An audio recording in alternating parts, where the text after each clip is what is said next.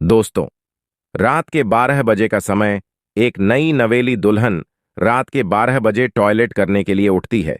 जैसे ही वह अपने रूम से बाहर निकलती है तो अपने ससुर के रूम के सामने अपनी जेठानी को खड़ा हुआ देखती जेठानी का नाम ममता होता है। उसके हाथ में एक कटोरी होती है और उसमें करवा तेल होता है। थोड़ी देर के बाद ममता अपने ससुर के रूम में चली जाती है और अंदर से दरवाजा बंद कर लेती है।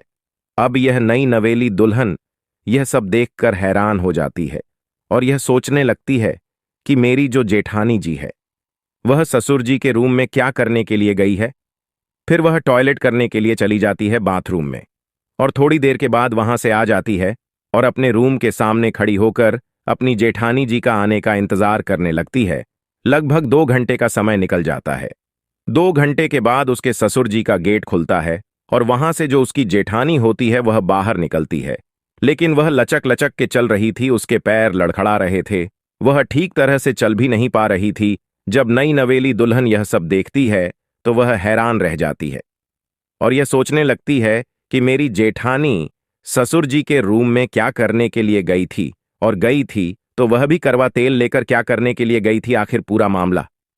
अब वह इस राज का पता लगाने के लिए लग जाती है। अब वह सोचती है कि इस बात का वह पता लगाकर ही रहेगी। उसकी जेठानी अपने रूम में चली जाती है। यह नई नवेली दुल्हन भी अपने रूम में चली जाती है और अपने पति के साथ जाकर सोने लगती है। अब इस तरीके से दोस्तों 4-5 दिन का समय गुजर जाता है।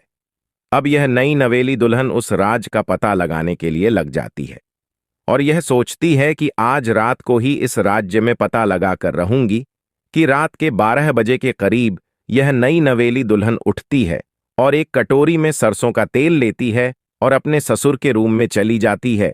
अंदर से दरवाजा बंद हो जाता है। फिर उसका कसूर जो होता है वह इसके साथ गलत हरकतें करने लगता है। फिर यह नई नवेली दुल्हन अंदर का नजारा देखकर और अपने ससुर की बात सुनकर हैरान और परेशान हो जाती है। उसके पैरों तले जमीन खिसक जाती है।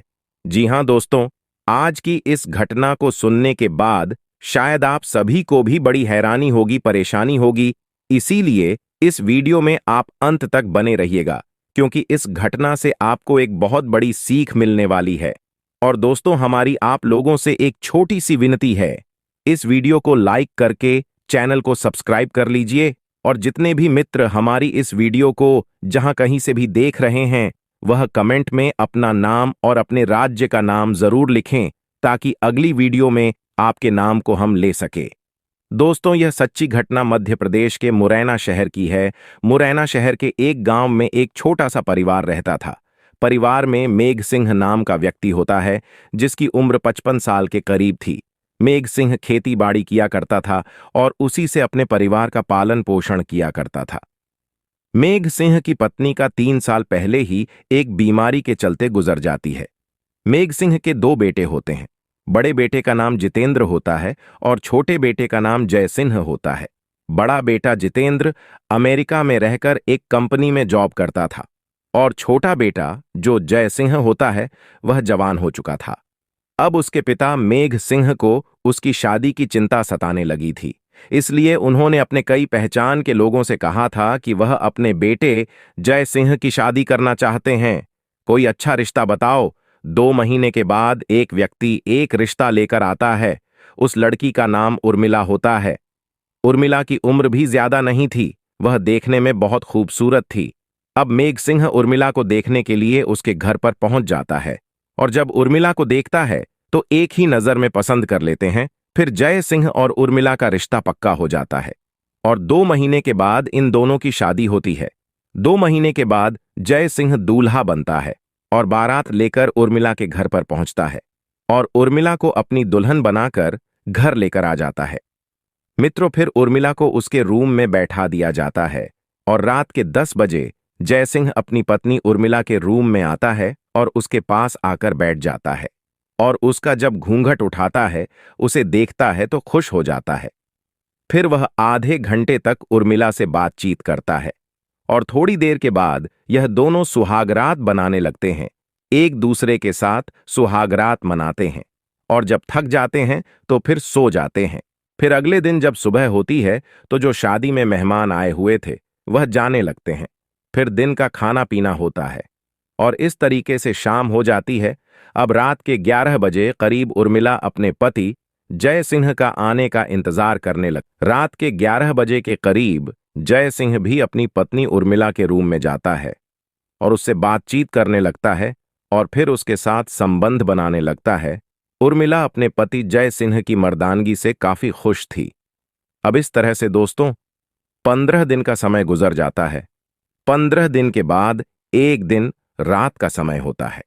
रात को 12 बजे के करीब उर्मिला टॉयलेट करने के लिए उठती है।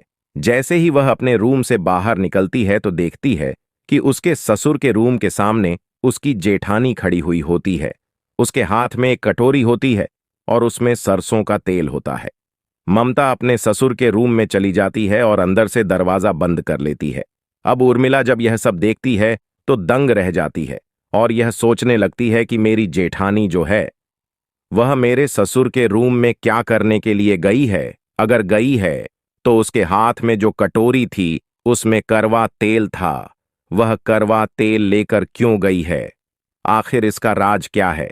अब इस राज का पता लगाने के लिए लग जाती है। अब इस तरीके से दोस्तों 2 घंटे का समय गुजर जाता है। 2 घंटे के बाद ममता अपने ससुर जी के रूम से बाहर निकलती है। वह लचक कर चल रही थी, उससे ठीक से चला भी नहीं जा रहा था। जब उर्मिला यह सब देखती है तो हैरान रह जाती है और यह सोचने लगती है कि अब तो इस राज का वह पता लगाकर ही रहेगी।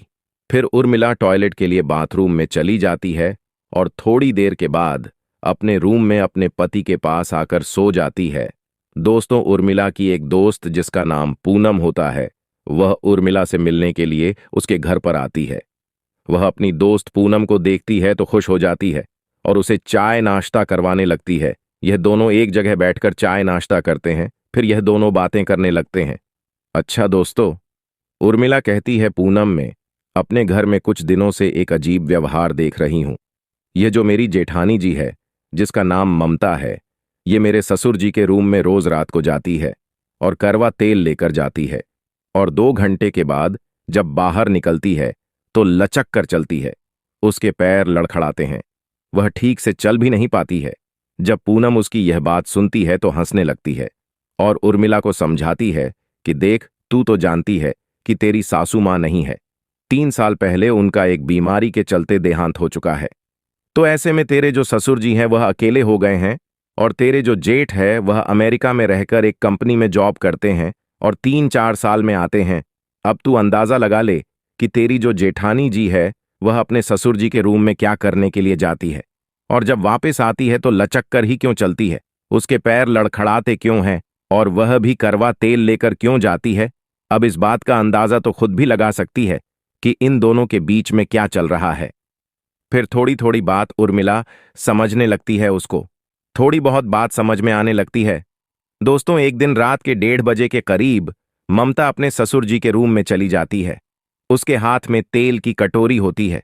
उर्मिला दूर खड़ी हुई यह सब देख रही थी।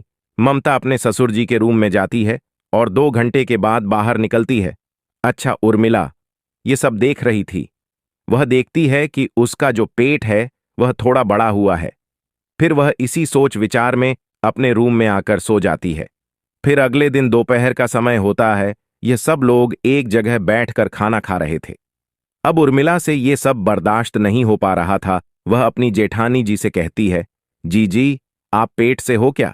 फिर उसकी जेठानी जी उर्मिला से कहती हैं कि हाँ उर्मिला, मैं पेट से हूं और मुझे 8वां महीना चल रहा है।